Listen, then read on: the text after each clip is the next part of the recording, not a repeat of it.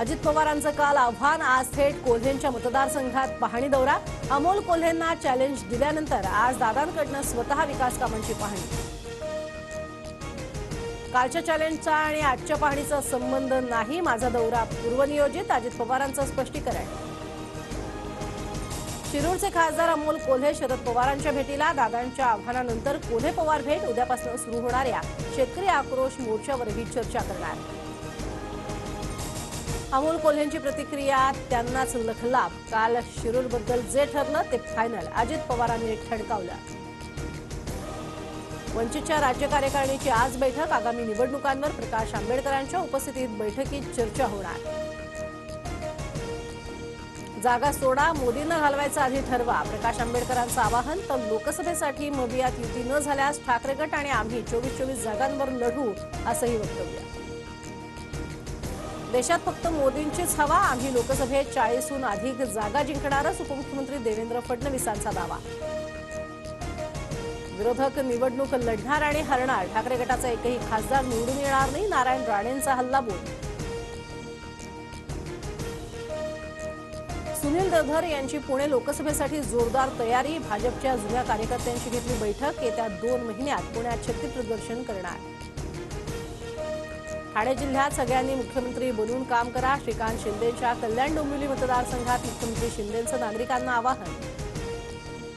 एकमेकांवरच्या टीकेला फुल स्टॉप द्या, छगन भुजबळांवरील टीकेवरनं गिरीश महाजनांचं जरांगेंना आवाहन।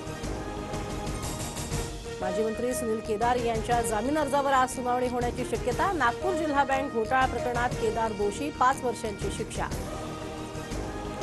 नाशिकमध्ये JN1 व्हेरियंटचा शिरकाव झाल्याची शक्यता, त्र्यंबकेश्वरमधील संशयित महिलेची जिल्हा रुग्णालयातील विलगीकरणात रवानगी।